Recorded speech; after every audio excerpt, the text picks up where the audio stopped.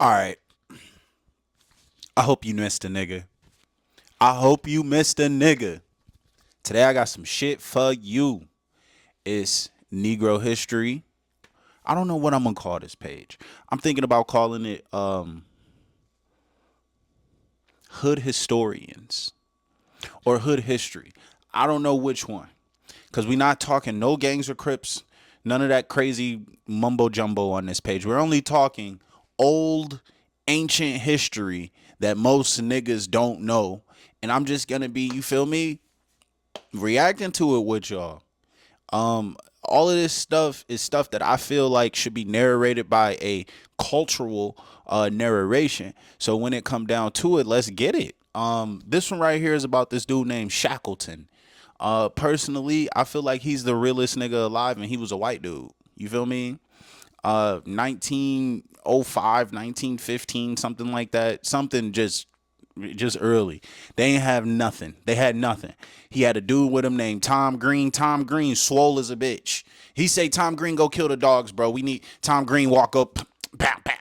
What's next? What's next, Shackleton? Just a loyal servant.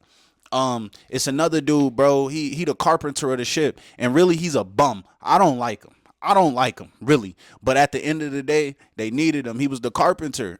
And I'm gonna show y'all why I don't like him and all of this stuff. But really, when we get down to it, I mean, it's a tale of heroism. It's a tale of somebody getting their toes cut off. It's a great tale. We might have to split it into two videos, but at the same time, listen to the great survival story of Shackleton. Survival story in history. A doomed expedition that left 28 men trapped in the frozen south of our planet.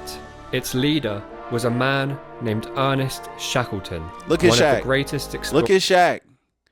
Remember that face? That's Shaq. That's Big Shaq on everything. That's Big Shackleton. We're gonna get pictures of these people in places of all time. The crew would battle the Antarctic That's winter, a real picture. cross the most dangerous That's ocean not a real on picture. Earth, and attempt an impossible journey across frozen mountains, all in a desperate effort to get home alive. As a note, you can find all the books and resources used in my research in the description below. So let's begin and travel to the ends of the earth with Ernest Shackleton. Welcome to the Great Explorers. Before we go any further, it's worth saying a few words about Ernest Shackleton, as he is the main character roll up, in our get your story. blunts. We'll learn much more about him as events unfold, but I just want to give you enough here so you have a sense of the man. Shackleton was born in February 1874 in Kilkea, Ireland. When he was just 4 years old, his family relocated to London as his father pursued a career in medicine. From an early age, Ernest was drawn to books about explorers and heroes. Stories of distant places and dangerous journeys captured his imagination and planted the idea that a life of adventure was possible. A young Shackleton did not enjoy school, and at the age of 16, he was allowed to leave and take up an apprenticeship in the Merchant Navy. In essence, he became a sailor and learned the art. You know what? In the grand scheme of things, I don't feel like kids should have to go to school. Not if they have like a career path that their parents have chose for them. Like let's say your parents is farmers. You shouldn't have to go to school to learn English. Like you should just whatever. Traveling on the high seas. This was an important life experience for the young man. He not only learned how to sail, but also how to mix with men from every social class and background. He learned how to read people and how to earn respect through hard work. Shackleton's greatest strength, without question, was his ability to lead men. We will see much more of that as we get going. But as the years went by, Shackleton grew bored with life in the Merchant Navy, just travelling from port to port. He hungered for fame and glory. He wanted to achieve something the world would remember him for. This desire for greatness would be a driving force throughout his life. Whoa. What's that? I just built a budgeting app in base 44. Guys, Nina just built an app. Impossible. Shackleton's dreams were also shaped by the world around him. At the turn of the 20th century, Britain was obsessed with exploration. African explorers like Henry Morgan Stanley and David Livingstone were celebrities and travelled the world giving lectures and selling books. For a young man, exploration was a way of acquiring fame and fortune.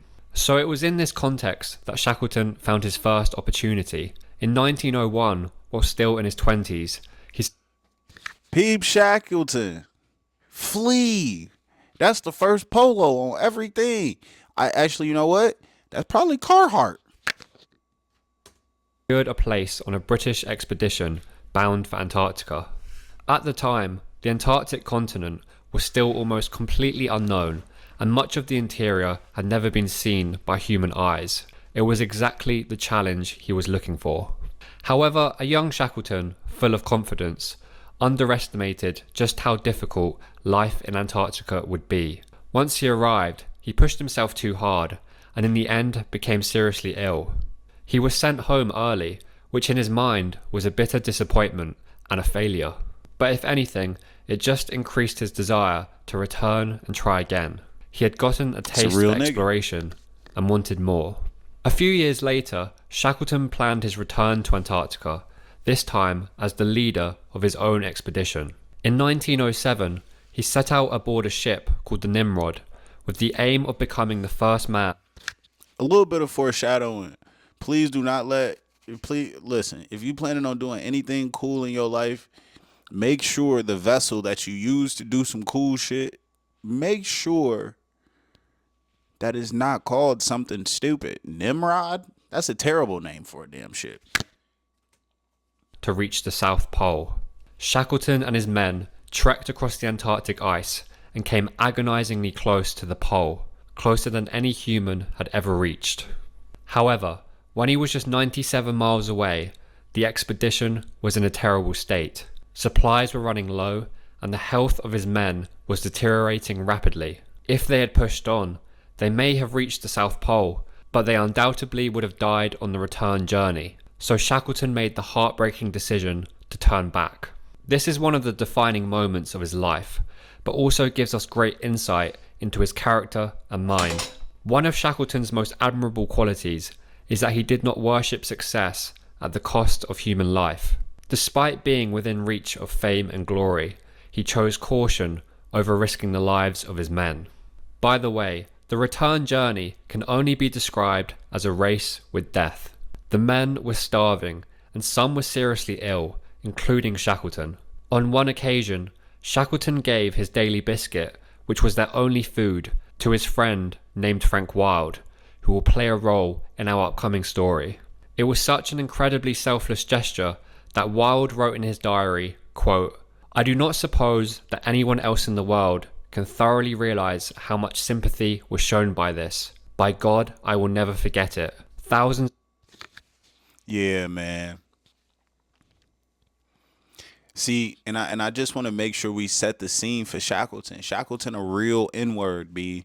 Shackleton, he not finna let nobody die on his watch. You feel me? And from the sound of it, it looked like they like to hang out in Antarctica. Foreshadowing. Pounds would not have bought that one biscuit. End quote. And from that moment onwards, Frank Wilde would be Shackleton's right-hand man for... Hold on, Frank. I know that ain't blackface. Anyway, in the years that followed the failed attempt, another explorer named Roald Amundsen would claim the prize of the South Pole. Amundsen, by the way, is one of the greatest explorers ever, daddy. And I will cover him at some point on this channel. But this meant that the great race that had defined Antarctic exploration was over. So at the age of 40, Shackleton found himself in a strange situation. His achievements in Antarctica were respected, but there was nothing he'd done that really made him great. He had come close to glory, but not close enough. He was frustrated, restless, and also financially insecure. On this last point, money was always a concern. He had gotten himself into debt by funding the Nimrod expedition and felt a lot of pressure to be wealthy. His wife, a woman named Emily Dorman, came from a rich family. Whatever y'all do not go fund the Nimrod expedition. It sounds like you're setting yourself. So Shackleton felt pressure to give her the life she was used to. As a result, he was always involved in shady money-making schemes, trying to chase his fortune. This included devising a plan to manufacture cigarettes, a fleet of taxi cabs, a mining operation in Bulgaria, and a whaling factory. He was As you a can hustler. see, he tried everything, but of course, He was had a very hustler. little success. That's the equivalence of selling socks, CDs, DVDs, TVs, and pillows. He was doing what he had to do to prepare. Man, come on, bro. He was getting what he had, man. However, no matter how much Shackleton tried to distance himself from Antarctica, he felt himself being pulled back. The truth was, he found normal life boring and dull. In the frozen south, every moment was a physical challenge, and every decision was the difference between life and death. He wrote, quote, "I love the fight, and when things are easy, I hate it," end quote. So Shackleton came up with an idea that was new, bold, and to be honest, insanely dangerous. He would attempt to become the first human to cross the Antarctic continent from coast to coast, which was a journey of almost 2,000 miles across unexplored ice and through one of the most hostile environments on Earth. Many people thought it was an impossible challenge. But if somehow he could pull it off and survive, it would be the final great achievement of the heroic age of Antarctic exploration. So Shackleton sought out a ship that would carry him and his team to the ends of the Earth. He settled on a small wooden vessel which had been constructed at a famous Norway shipyard that had built some of the greatest polar ships in the world. She was 144 feet long, built from solid oak and Norwegian fir, and designed for strength over speed. Her hull was designed to withstand the immense forces of Antarctic ice. Shackleton named her the Endurance after his family motto, "By endurance we conquer." By the way, securing funding for the expedition was a constant worry. Shackleton managed to get some money from the British government and a few wealthy individual sponsors, but not nearly enough to cover all the costs. But just when he thought he might have to cancel the whole venture, an extremely wealthy Scottish businessman named James Caird, who was a billionaire at the time, donated £24,000 with no strings attached. We don't really know what drove Caird to support Shackleton, as he hadn't expressed much support for... What was 24,000 pounds in 1907? Let's just do some research. I'm sorry for interrupting.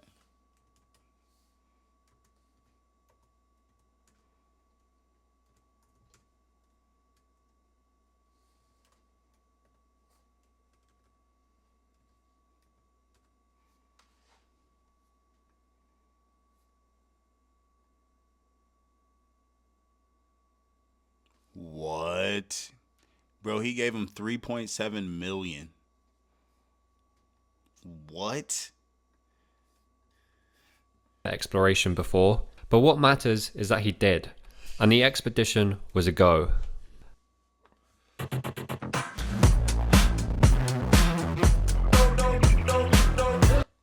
So now with a ship, Shackleton needed to find a crew.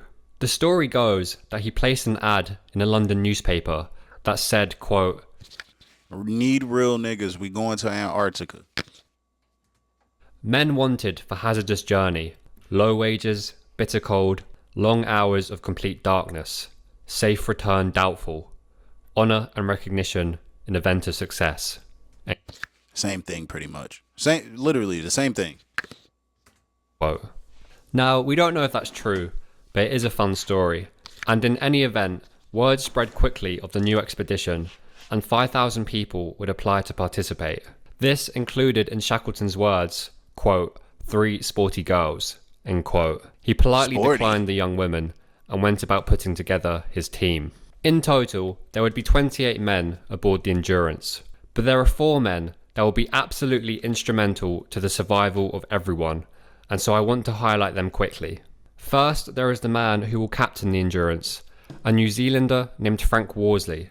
Worsley was a master navigator and in many ways the brains of the expedition. He was good-spirited and talkative, if a little lax when it came to disciplining the men. His skills of navigating ships in harsh conditions were second to none and would prove invaluable. That's Next, a nice hat there was Frank cap. Wild, who was second in command. As I mentioned earlier, Wild had been with Shackleton on the Nimrod expedition, and the two had a very close bond. To put it simply, Wild was Shackleton's right-hand man. They trusted each other above all else. Then there was the second officer, an Irishman called Tom Crean. To be honest, Crean is probably my favourite member of the expedition. Sitting there as the smoking, man can be best described. Tom Crean, Dennis Rodman, B. As an absolute machine. He was physically the most capable man on board and as tough as they come.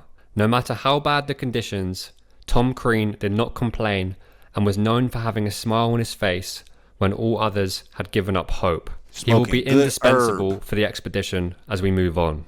And lastly, that brings me to a man named Frank Hurley. I mention Hurley because he was the expedition's photographer, and many of the images you will see throughout this video were shot by Hurley. I think it's amazing we have these photos and the fact they survived the ordeal that is to come.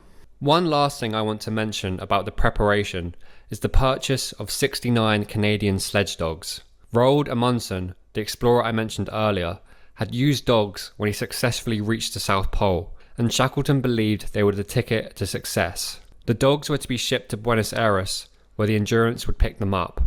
So by the summer of 1914, the ship and the team were ready. In August, the Endurance left London. Okay, they got 69 dogs. They got 4 real niggas with them. They need to get a crew now.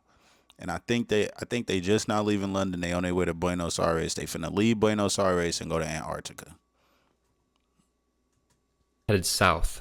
As a side note here, Shackleton actually stayed behind in England after the Endurance departed in order to raise last-minute funds. He would meet up with the team later in Buenos Aires. Okay, I mention this because it was at this moment that the first shots of the First World War were being fired in Europe.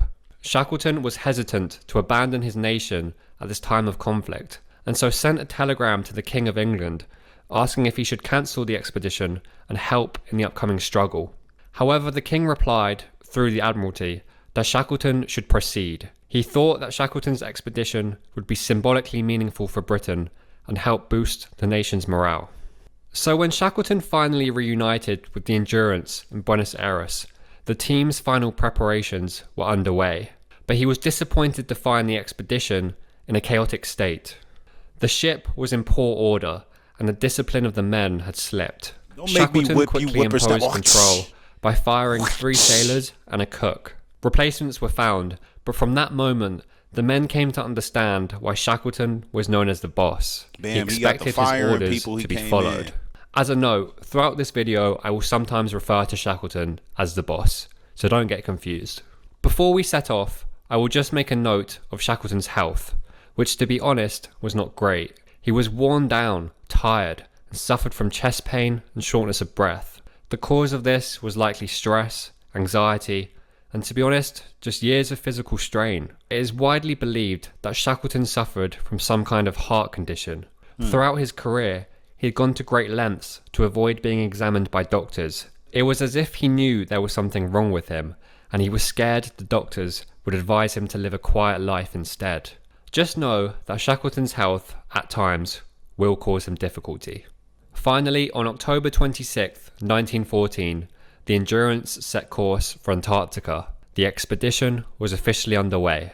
Something you should know is that a few days after leaving Buenos Aires, a stowaway was discovered on board. The man in question was a 19-year-old named Perce Blackborough. He had tried to join the expedition, but had been turned down, and so had hidden below deck. When discovered, he was brought before Shackleton, who flew into a rage, as this would mean another mouth to feed. However, the boss was impressed with the young man's spirit and hired him, although to be honest, it was too late to turn back around and drop him off anyway. Shackleton did joke, however, that, quote, "If we run out of food and anyone has to be eaten, you will be first." That's fair. Quote. That's fair. The crew quickly learned how Shackleton liked to operate. The boss did not believe in class, rank, or favoritism. Every man was expected to work. This rankled some of the scientists on board, as they were expected to carry out the same duties as the sailors. One man, named Thomas Ord-Lees, who came from an upper-class background, complained in his diary that, quote, "I find we have got to work. Rope pulling makes the hands dirty and tarry, but it is good exercise, I suppose." Valentine's Day is coming up fast, so I stopped by CVS to put together Galentine's baskets for my teammates. I love. End quote. What about your boyfriend? 11 days What after about setting out, the men reached a remote island called South Georgia. South Georgia Island will play an important role in our story, so I'll give you some quick background on the place. Lying around 875 miles north of Antarctica, the island can be best described as bleak, harsh, and inhospitable. It is extremely mountainous, with some peaks reaching over 10,000 feet high, and their slopes locked in snow and ice. Although officially a British territory, the island was uninhabited apart from a few Norwegian whaling stations. In Shackleton's time, almost half of the island's interior was unmapped, as it was simply so desolate there was no reason to explore. South Georgia Island was first discovered in 1773 by James Cook, when he became the first known person to cross the Antarctic Circle. Cook did not value the island at all, describing it in his diary as, quote, a savage and horrible country, not a tree to be seen, nor a shrub even big enough to make a toothpick. I make bold that the world will make no benefit from it, end quote. But in the years that followed, men did find a use for the place. The surrounding area was abundant with whales and seals, and so that meant money. Small whaling stations were set up along the coast, and it was to one of these bleak outposts that the Endurance now arrived. For Shackleton and his men, South Georgia represented the last outpost of humanity, a final chance to resupply with coal, clothing, and food. Beyond this point, there would be no help at all. Shackleton was keen to speak with the whalers on the island, as they would share precious information about the condition of the ice closer to Antarctica. And well, the news was not good. The Norwegians warned him that the ice was already forming to the south, a dangerous sign this early in the season. And just to be clear, summer in Antarctica runs roughly from October to March. When I say summer, I mean slightly milder temperatures and marginally less ice, though conditions can vary wildly from year to year. So the fact that Shackleton's summer should have been beginning, and yet the ice was already thickening, was a serious problem. Many of the whalers advised the expedition that they should wait for the next season to try, but Shackleton ignored them. With the war raging in Europe and financial concerns always weighing heavy, he felt that if he postponed the expedition, it may never get going at all. So on December 5th, 1914, the Endurance left South Georgia Island and began her journey towards Antarctica. Just 2 days later, the expedition began to encounter their first ice floes. These floes could be 150 square miles and were enormous. If you don't know what an ice floe is, it's basically a large flat sheet of ice, kind of what you would imagine an iceberg to be. The crew were amazed at the sheer scale of it, if not more than a little concerned. The warnings of the Norwegians had come true. Shackleton wrote in his diary, quote, I had not expected to find pack ice nearly so far north, end quote. However, the boss was pleased at how well the Endurance battered her way through the ice. I forgot to mention earlier, but the Endurance was steam-powered as well as sail, which is how she could carve a path through this frozen wasteland. The ship's supply of coal, therefore, which was the fuel that powered her boilers, was very important. Shackleton's main concern at this point was speed. They were travelling far slower than expected. In open water, the Endurance could cover nearly 200 miles in a single day, but in the ice she was crawling, often averaging little more than 30. At this pace, it could take 2 to 3 months just to reach the Antarctic coast, and by then, the brief summer window would already be closing. It meant that the Endurance would risk being trapped in the ice, unable to get back out. On Christmas Day, 1914, the men would celebrate by treating themselves to a large dinner. There was turtle soup, fish, pudding, mince pies, and of course lots of rum. There was singing and music. Shackleton understood how important it was to keep morale high amongst the men. In fact, he spent a lot of time and effort ensuring there was adequate entertainment on board, such as music, poetry recitments, and games. It was likely the men were going to spend months in the cold confines of the ship, often in constant darkness. Shackleton had witnessed before how Antarctica could break a man's spirit over time. He wanted to do everything he could to keep the men motivated. However, while the men enjoyed themselves, Shackleton was quietly concerned about how much coal the Endurance was using up. There had been far more ice than anticipated, and the boilers were fired up all day long. If this continued, they would risk running out of fuel, and the ship would be dead in the ice. By the way, Shackleton's plan was to travel down the east side of the infamous Weddell Sea, sticking to the coast of the continent. If you don't know, the Weddell Sea is a vast bay on the east side of Antarctica, filled with ice. It is over 1,000 miles wide and is incredibly dangerous. The historian Thomas Henry described it by saying, quote, "When you shop in the Jewel Osco app, you can count on delivery in as soon as 30 minutes. The Weddell Sea is, according to the testimony of all who have sailed through it, the most dismal and treacherous region on Earth." End quote. If all went well, eventually they would reach a small opening in the Antarctic coast known as Vassal Bay, which had been discovered by a German explorer a few years earlier. From there, the crew would unload the supplies, dogs and sledges, while Shackleton and 5 other men would prepare for the overland march across the continent. It was, as I said before, a pretty insane plan. Anyways, 5 days after Christmas, the expedition crossed the Antarctic Circle.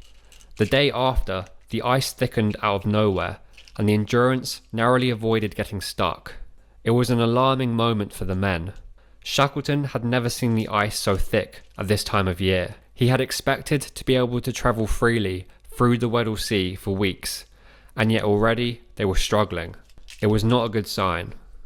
On January 6th, the ice was thick enough so that the men could let the dogs onto the pack in order to give them exercise. It was the first time they had been off the ship since leaving South Georgia Island a month ago. This is a picture from that moment. By the way, I think it's easy to imagine the ice fields as being flat and snowy, but as you can see here, the ice pack was often chaotic and jagged, with chunks of ice the size of boulders strewn around the surface. It's also important to note that the ice was never still and moved with the wind and currents. 1 minute there could be an opening, but the next it would have closed. It was like trying to navigate a maze that continually rearranged itself.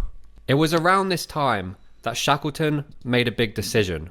He would allow Endurance to get iced in for the winter. There were a few reasons for this. The original plan had been for Endurance to drop Shackleton and 5 other men at Vassal Bay along with the supplies for their trek, before sailing back to Buenos Aires. But with the ice already so thick, and coal running low, Shackleton just didn't think the Endurance would make it back out. If they waited until the following summer, at least the ice would be less dense. Now, being iced in had always been a possibility. The ship was well provisioned, and the men would be able to hunt fresh game such as seals and penguins. Ooh. They would just have to wait out I wonder what the penguin cold, tastes dark like. winter. On January 15th, the Endurance came upon a sheltered bay dominated by a vast glacier and towering ice cliffs. Shackleton named it Glacier Bay. It lay roughly 200 miles north of their intended destination, Vassal Bay. It was, by any measure, a good place to stop. The bay was sheltered and the ice here was relatively stable. It would have been a safe place to wait out the winter. The trouble was, staying would come at a cost. If they stopped here, the overland journey would be extended by another 200 miles, which was a significant addition to an already extreme trek. How big In is the end, Antarctica? Shackleton chose to press on. He wanted to get further south while he still could. It is a decision he will come to regret. On January 19th, the ship would get trapped in the ice.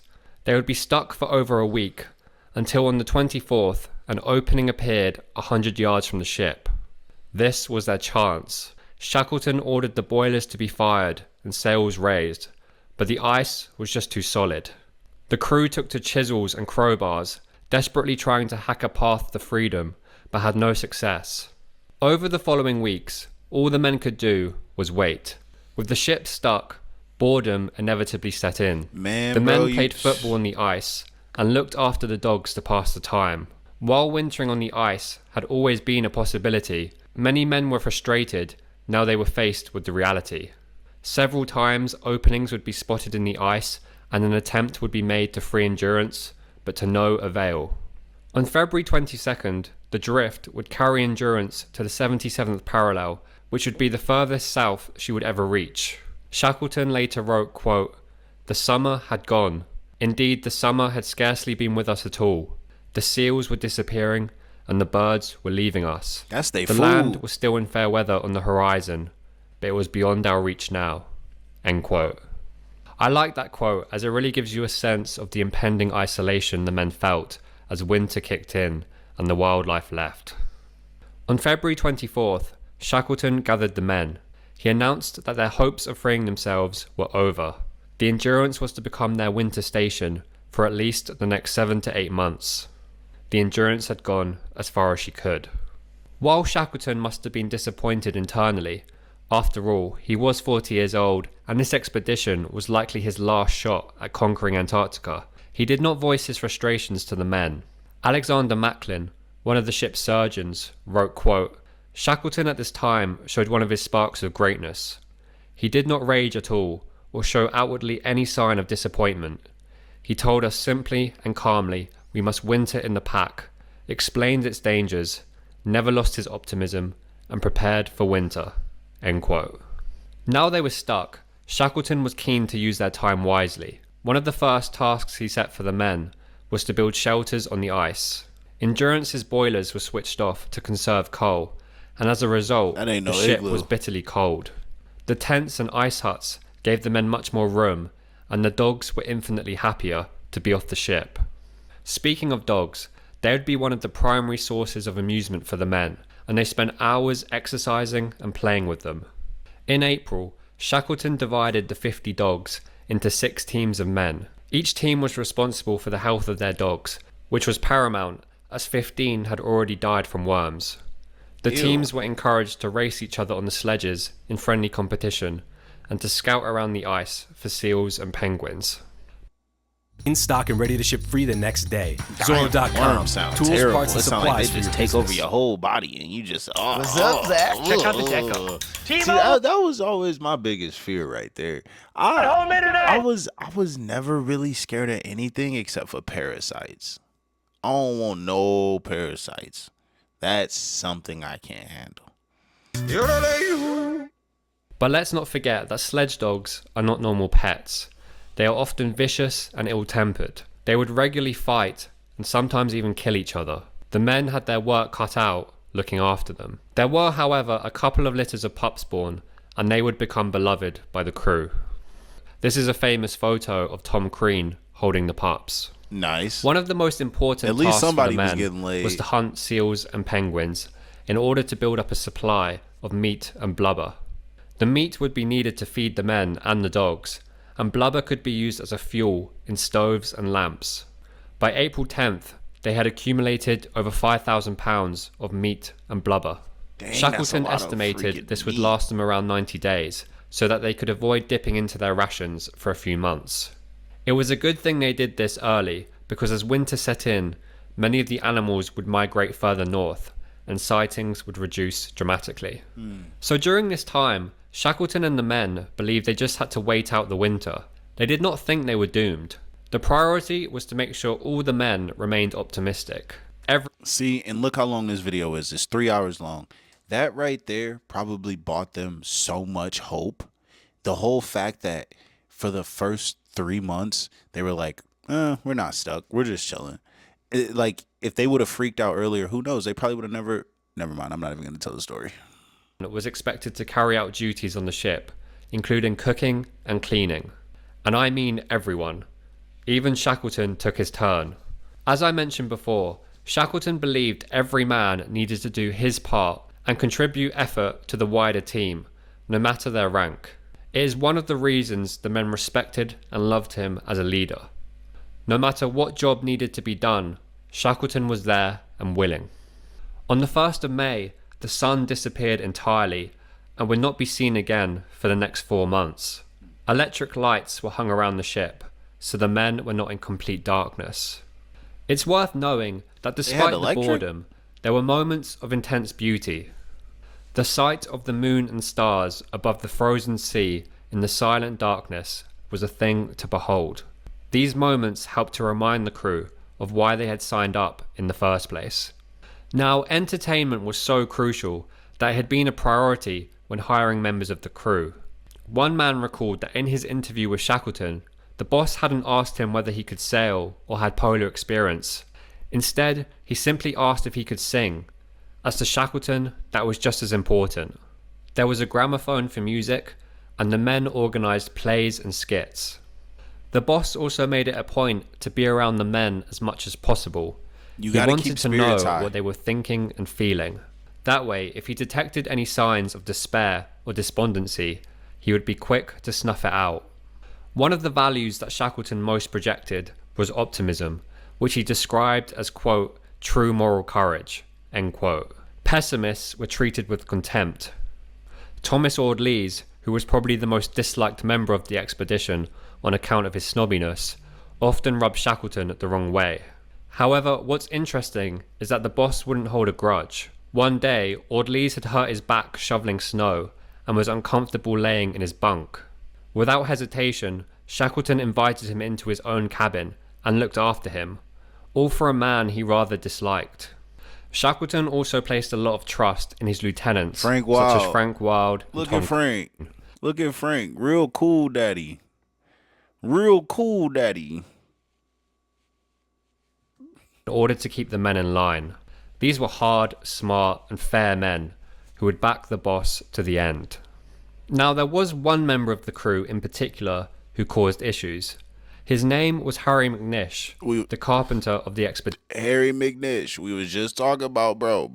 He's bad news. But they needed him because he was the carpenter. You feel me? McNish was big, strong, and was not afraid of an argument. Shackleton knew he would have to keep an eye on him. As a quick note, this is the only existing photo I could find of McNish, and there appears to be some doubt as to whether this is him at all. As it isn't a great picture, and the identity is questionable, I will only use it when I absolutely have to.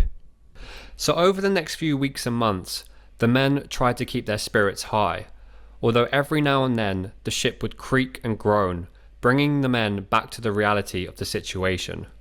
It got colder as well. In June, the average temperature was minus 27 Celsius or negative 16 Fahrenheit, and the men struggled to stay warm. Oh yeah, that's As cold. time went by, Shackleton began to grow concerned about the Endurance. The ice was thickening around the sides of the ship, and there was enormous pressure being placed on the hull. The groaning and creaking sounds were becoming more frequent. While the Endurance was considered to be one of the strongest ships ever built, she had been designed to plough through the ice, not get frozen in it. This meant the pressure of the ice had nowhere to go but inwards.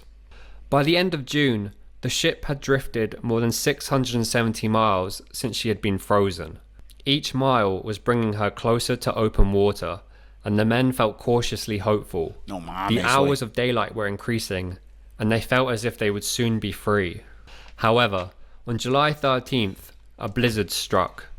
The wind was ferocious, and Shackleton was now deeply worried about the Endurance. He called Wild and Worsley into his cabin and shared for the first time the possibility that the ship might not make it.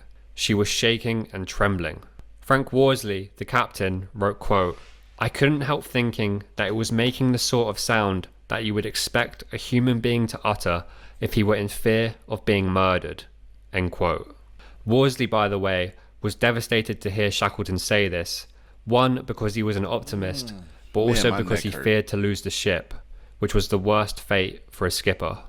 Wisely, Shackleton instructed the men to keep the discussion to themselves, as he didn't want panic to spread among the crew. He did, however, order everyone to try and clear the ice and snow around the ship to help alleviate the pressure.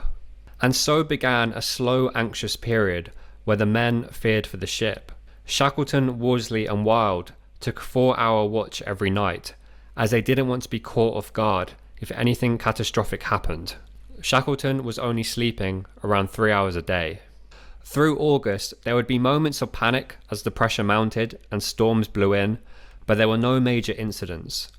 On the 27th, Hurley took these haunting photos of the Endurance at night, which you can... Look at that picture, bro.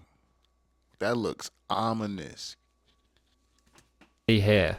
I think you can get a sense of the isolation the men must have been feeling from these images. What if there was a technology where humans could live like animals by pretending to be an animal? Just 2 days later, on the 29th, the crew were asleep when a single heavy shock rocked the ship. The men sat up in their bunks and waited for something terrible to happen, but it never came. The next morning, they noticed a thin crack running along the rear of the ship. A few hours later, another shock wave hit, and the men were horrified to notice the crack had widened over an inch. Throughout September, the men clung to the hope that the ship would break free. Spring was coming, which helped to lift their spirits. The sun now shone for 10 hours a day, and on September 10th, the men recorded a temperature of 1.9 degrees Celsius above zero, which is 35 degrees Fahrenheit. Oh, that's good. Which to them felt like a summer's day. Life also began to return around them. Sea leopards and seals appeared in the water. Killer whales were sighted offshore. Penguins gathered once more on the ice. It was a sign that the worst of winter had passed. At least they would be able to hunt moving forward. On October 10th, the temperature rose, and the ice floe that had been pressing against the ship's starboard side finally broke free, leaving Endurance floating in a small pool of open water. It was the first time in 9 months that the ship had been afloat. Shackleton ordered the boilers fired and sails raised, but a serious leak was discovered, delaying the attempt. By the time it had been repaired, the pack had frozen once again, and the opening was gone. Then finally, on October 18th, the ice floes pressed against the hull and would not stop. The Endurance began to tip over. In just a few seconds, the ship rolled over 20 degrees to the port side. Everything that was not tied down spilled across the ship. The dogs were flung across the deck, howling and whining in confusion. Some of the men ready to jump off in an effort to save themselves. Now, eventually the confusion and chaos subsided, and that evening the floes drifted apart, allowing the Endurance to right itself. But there was now no denying that the ship was in serious danger. A few days went by, but then on October 24th, the pressure began again, and this time would not stop. It was the worst the men had felt. They could actually see the ice pack buckling and changing shape as the pressure moved towards the ship. Alexander Macklin, one of the surgeons, watched it approach them from the deck for a few seconds and wrote, quote, "The whole sensation was of something colossal, of something in nature too big to grasp." End quote. Those words paint a terrifying image. Moments later, the ship's timbers began to fail. The walls caved inward under the force of the ice, and water started pouring into the hull. Shackleton immediately ordered the engine pumps to be manned, but they struggled against the sheer volume of water pouring in. The men worked in shifts through the night, pumping relentlessly. Others hacked trenches in the ice outside the ship in a desperate attempt to relieve pressure, but it made no difference. The carpenter, Harry McNish, worked for hours in waist-deep icy water to try and contain the leak. But at the same time, reality was setting in. Men began gathering what supplies they could: food, equipment, anything that might be needed when they would be forced to abandon ship. Frank Worsley tore through the ship's library, ripping out pages that contained maps of the surrounding seas and coastline, anything that might prove useful in the days to come. Meanwhile, all around them, the Endurance cried out as the ice continued its slow, unstoppable work. That evening, something strange happened. Amid the chaos of trying to save the ship, the men noticed 10 emperor penguins standing silently on the ice, facing Endurance.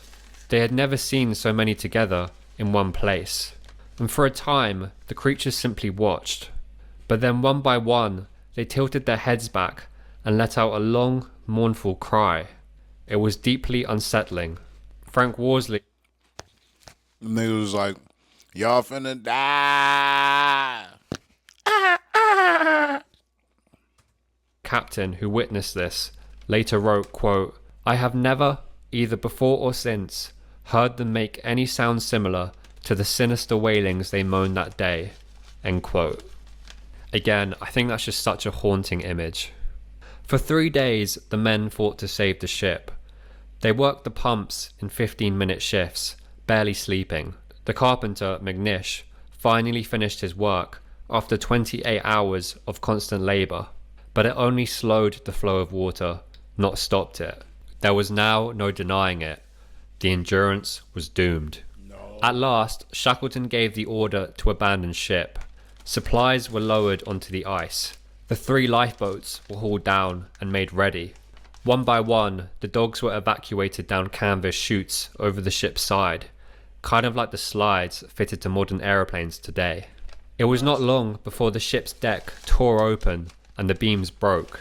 As the water surged into the hold of Endurance, it froze, adding to the weight of the ice, pulling her down into the depths. Shackleton was the last to leave the ship. All throughout the chaos he'd been calm and focused. Thomas Ord-Lees, the quartermaster, noted, quote, "For most of the time he stood on the upper deck, holding onto the rigging, smoking a cigarette with a serious but unconquered air." End quote. By 7 p.m. on October 27th, all essential gear had been transferred to the ice, and a small camp had been established 100 yards from the sinking ship. Good morrow, family. I have prepared a Thomas's breakfast for you to savor together. What would y'all do if y'all was in Antarctica on a wooden ship and the ship got caught in the ice? And not only did it get caught in the ice, it also sank, and y'all had to get everything off the ship in a frenzy. What would you do? What would you do? Thankful the fight was over. They were simply too exhausted to care. Everyone was glad to be off the ship, although Alexander Macklin and Frank Wild went back to the Endurance to retrieve some lumber. As they crawled through the interior of the ship, they could hear and feel it breaking up around them. Macklin would later describe the experience, writing, quote, "I do not think I have ever had such a horrifying, sickening sensation of fear as I had whilst in the hold of that breaking ship." End quote. That really gives you a sense of how terrifying an experience that must have been. Anyway, in their makeshift camp, the men were issued a sleeping bag and assigned to a tent. Something I just wanted to add here as a side note is that there were 2 types of sleeping bags. One type was made out of animal furs, and the other was just simple wool. The fur bags were by far the more desirable, but there were only 18 of them, and so the men decided to draw lots. Well, as chance would have it, nearly all the lower-ranked men drew the better bags. A sailor named Blakewell wrote, quote, "There was some crooked work in the drawing. Sir Ernest, Mr. Wild, Worsley, and some of the other officers all drew wool bags. The fine fur bags all went to the men under them." End quote. I mention this because it's another example of Shackleton's selflessness and care for his men.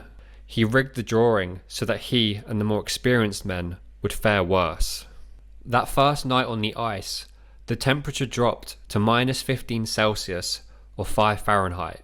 The ground sheets in the tents were not waterproof, and the linen sides were so thin you could see the moon through them.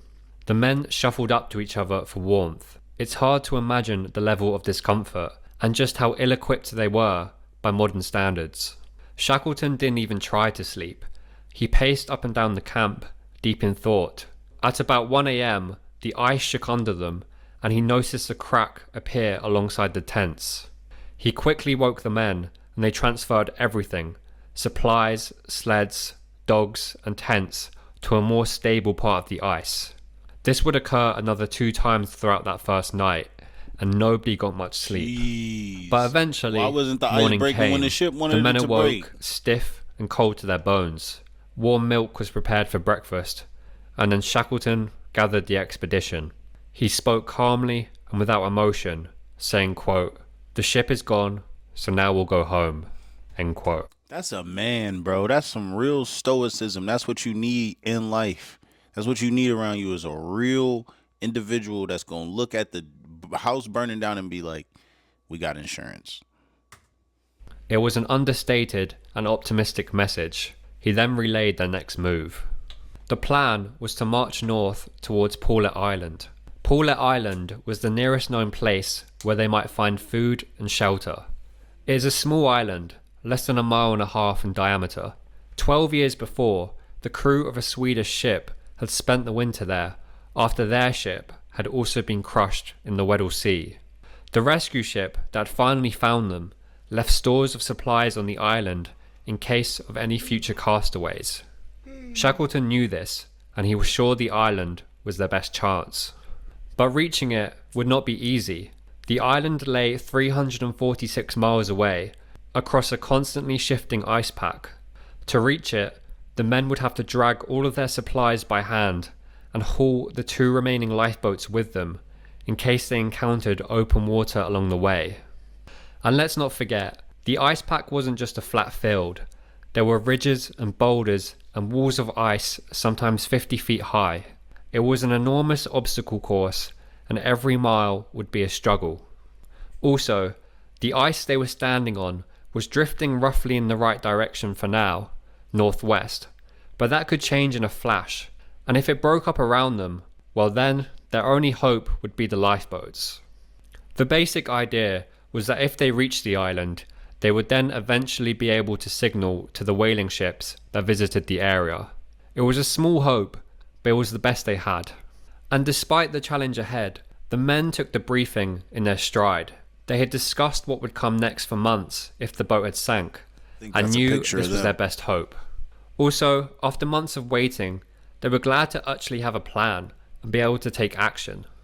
Privately, Shackleton was terrified of anything happening to the men. That evening, he wrote in his diary, quote, "I pray God I can manage to get the whole party safe to civilization," end quote.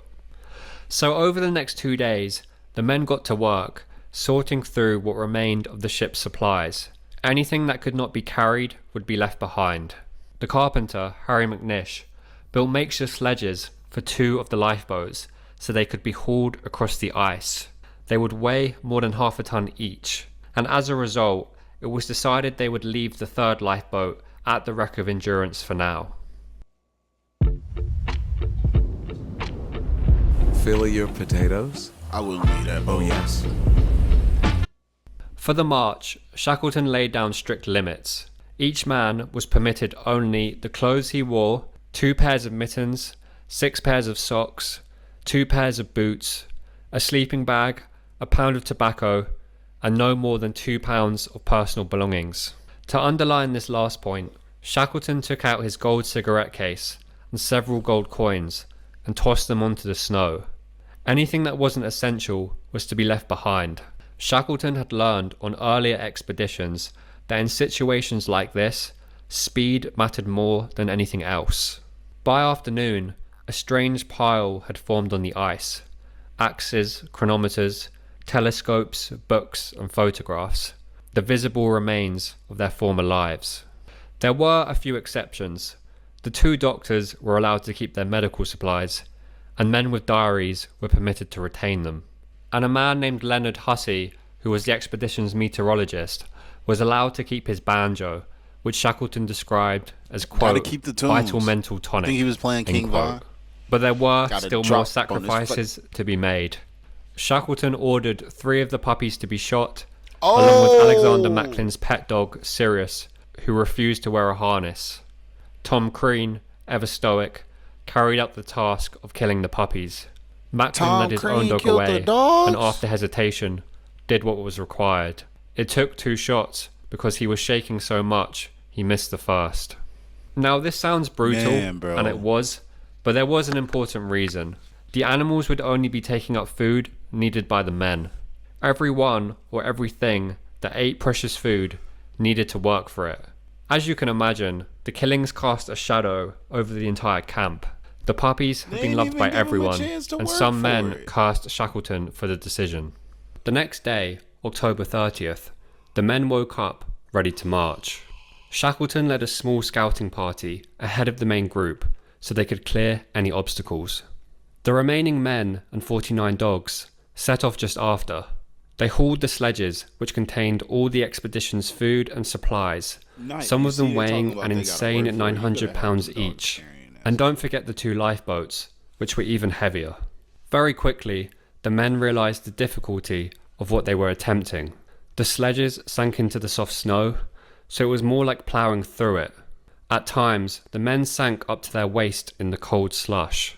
And don't forget the mounds and ridges. Every 100 yards, the expedition was forced to carve their way through a chunk of ice, sawing and hacking. After a day of backbreaking work, they had travelled only 1 mile. They had 340 miles to go and only 2 to 3 months of food. At this rate, they would never make it. The next morning, they set off again, but it was tortuously slow going. Shackleton and Wild went ahead to look for a suitable route, but all they could see to the horizon was a jagged mess of ice. Shackleton was forced to make a decision. He gathered the men and told them that marching across the ice would be impossible. Instead, they should set up a more permanent camp and wait for the ice to break up around them. When it did, they would then take to the lifeboats and try and make it to Paulet Island. Now, this new camp would be named Ocean Camp, and here is a picture of it. The long canvas structure you can see here at the back was known as the galley. I don't know why. It was a There are communal no strippers, kitchen but where the men gathered this to is how eat. Adriana's was It was made. built Funny from as- Endurance's sails and whatever timber could be salvaged from the wreck. Shackleton was determined that the men should have a shared space, somewhere they could come together, rather than sitting alone in their tents, brooding on the situation. For now, their plan was simple: just wait for the ice to break up. But because all they could do was wait, morale mattered more than ever. Since they were only 2 miles away from the Endurance, men were sent back to retrieve any supplies they had been forced to leave behind. This included the third of Endurance's lifeboats, which will be very valuable in the future. The men also found some other useful objects in the wreck. They pulled nails from the planks and brought back wood that could be used for crafting sledges or repairing the boats. A cheer went up when someone spotted containers of sugar and flour floating in the wreck, which were quickly recovered. And Frank Hurley, the photographer, made one final dangerous decision of his own. He returned to the ship to try and retrieve his glass photographic plates. To reach them, he had to hack a hole through the ice and even dive into the freezing water. Now remember that Shackleton only wanted each man to carry 2 pounds of gear, but he did make an exception for the photographs. In the back of his mind, he seemed to know that if they survived this, these photos would be important. I find it amazing that Hurley managed to save them at all, and that's why we can see these images right here today. It's just incredible. So Shackleton's biggest enemy at this time was idleness. He wanted everyone to keep busy. The men cared for the dogs, went on hunting parties, and scouted the ice. Lookouts were also posted throughout the night, so they could watch for cracks or sudden movements in the pack, which could happen at any time. These routines helped give structure to the days, and survival now depended not just on the endurance of the body, but endurance of the mind. In terms of entertainment, Leonard Hussey continued to play his banjo, and Shackleton hosted poker games in his tent. What surprised the men most was how quickly they adapted to this new life. Frank Worsley reflected on this in his diary, writing, quote, "The rapidity with which one can completely change one's ideas and accommodate ourselves to a state of barbarism is wonderful," end quote. At this stage, it's important to understand that the men were still optimistic they would get home, and in large part, that belief came from Shackleton himself. However, privately, the boss was terrified. His expedition was in ruins. Years of planning, fundraising, and ambition had been wiped away with the loss of the ship. But he refused to dwell on it. His focus narrowed to a single purpose: keep every man alive and bring them home. So with morale always in mind, Shackleton took deliberate steps to manage the group. He carefully assigned men to specific tents, ensuring that each one contained a balance of optimistic and pessimistic personalities, so that no one could spiral unchecked. Mr. Frankenstein, your bride. The bride. Booking.com has all kinds of stays because some want a house in the desert. Others do not. Find exactly what you're booking for. The more troublesome men were placed in Shackleton's own tent, where he could keep a close eye on them.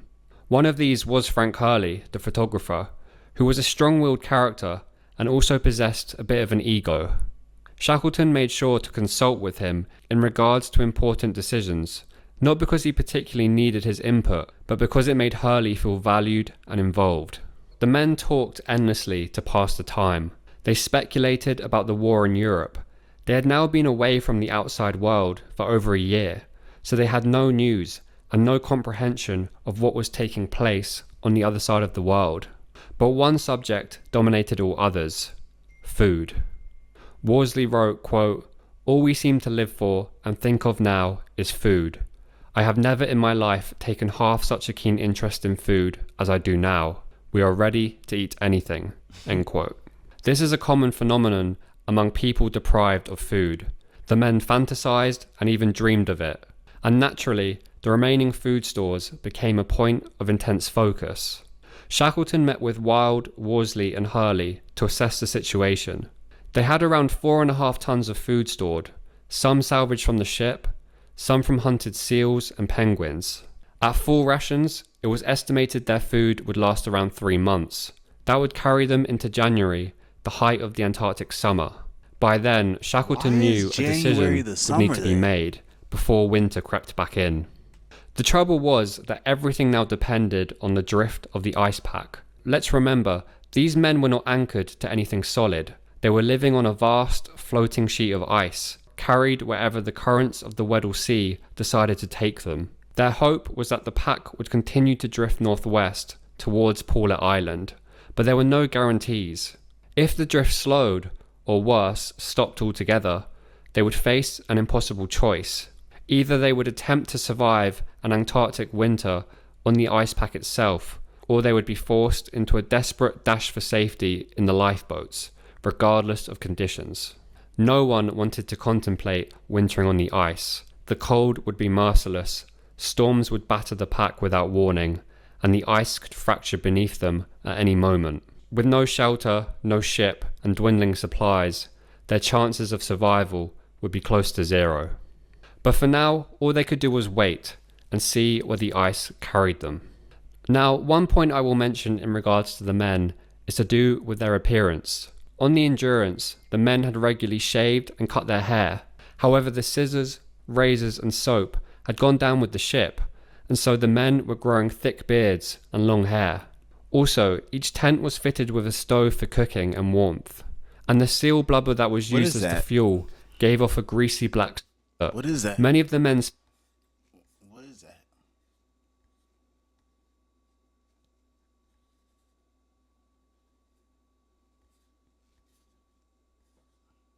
I think that might be seal blubber. Turned black due to this. Some would wash themselves in the snow, but others thought it gave them protection from the cold. Whatever the case, their appearances were starting to change, and they looked like the castaways they were. By mid-November, the weather took an unexpected turn. Temperatures rose to -6 Celsius or 20 Fahrenheit. After months of bitter cold, the men initially welcomed the warmth, but it quickly became clear that it would bring new problems of its own. Ocean Camp turned into a slushy mess. As the ice softened and melted, pools of water spread everywhere, soaking everyone and everything. The men built makeshift wooden floors inside the tents, but even these didn't stop their sleeping bags from sinking into the ice. It was cold, wet, and miserable. To keep warm, the men lay packed head to toe like sardines. If one man shifted in the night, another was almost guaranteed to get wet. It was a difficult environment, and as you can imagine, tensions began to flare. There was only one consolation the men could cling to. It meant the ice pack was melting, and if it broke up completely, it would finally allow them to take to the boats. Nice. On the evening of November 21st, as the men chatted in their tents, they suddenly heard Shackleton shout, "She's going, boys!" They rushed to the lookout platform, where they saw the last of Endurance sinking into the ice. William Blakewell, a seasoned sailor, summed up the moment by writing, quote, "There was a silence over the camp. As for me, there was an odd lump in my throat, and I found it hard to swallow. We were now very lonely," end quote. In his diary, Shackleton merely mentioned the Endurance was gone, and followed up by saying, "I cannot write about it." The final loss of endurance was a significant psychological moment for the men. The ship had been their last remaining tie with civilization, and now it was gone. Everyone felt a little more lonely after her passing. And so November drew to a close. The men had been on the ice for over a month, and while dealing with the discomfort, they were relatively okay. However, December would prove to be much more difficult, especially for Shackleton. The boss came down with an attack of sciatica, which is severe back pain, and for a few days he was unable to leave his sleeping bag. He resented being away from the men and not being able to keep a close eye on them. This period made him anxious and restless, but despite his troubles, he refused any special treatment. On one occasion, he became furious when he discovered the cook was giving him larger portions just because he was the boss. T-Mobile's Guide to Moving Day. That's a good Step boss. 1, get T-Mobile 5G home internet with 2-day free shipping. Like Step 2. employee, that's a good boss. Anyway, on December 18th, their situation changed. The scientists observed that the drift of the ice pack had stopped and they were no longer making progress. In fact, the winds that had been carrying them towards Paulet Island had swung around and they were pushing them the wrong way, directly east, where there was nothing but open ocean. Shackleton knew he had to try something. The news depressed the men, and he was scared of letting them sit in their frustration. So the next day, the boss led a small scouting party west to test the surface of the pack and see whether another attempt at marching across the ice was even possible. He returned later that evening, having covered 6 miles. It wasn't much, but it was enough to give them hope that maybe progress could be made. So Shackleton announced to the group they would attempt another march. Now, if you're confused about what they were trying to achieve by marching, this was the idea. Shackleton knew they were about 200 miles west of the Antarctic Peninsula, which meant land, and the scientists estimated the edge of the ice pack was about 150 miles away. So the goal was to try and push the boats and sledges close to the ice pack's edge, where it was more likely to break open and where they would be closer to land. But honestly, the primary reason for the march was that Shackleton wanted to keep the men united and working towards a goal. I'll note here that reactions among the men were mixed. That night, arguments broke out in the tents. Lionel Greenstreet, the first officer, was deeply skeptical. He wrote, quote, "As far as I have seen, the going will be awful. I sincerely hope he will give up the idea directly." End quote. Sensing the mood of the retractors, Shackleton decided to sweeten the decision. He announced that they would celebrate Christmas before setting off, and the men could eat as much as they wanted, since much of the food would have to be left anyway. The promise of a proper meal helped to win over even those who believed the plan was foolish. And so the march began the next day. However, the condition of the snow was just as bad as it had been in October, if not worse. And I guess we'll stop right there. So I guess when we come back, it's gonna be Shackleton them walking across the ice. I don't know why they would leave the boats. I would have waited it until the summer months, but I mean, I guess he said that he doesn't. I don't know, bro. I'm not an explorer, and I don't want to go to Antarctica. I actually, I won't go to Antarctica. So, I mean, I don't know why they're there, but at the same time, it's none of my business. This is a great story. And Shackleton, a real N-word. Tom Crean killed 3 dogs. They was just wilding out here. It's just white people doing their thing. Anyways, I'll see y'all. Part 2 soon.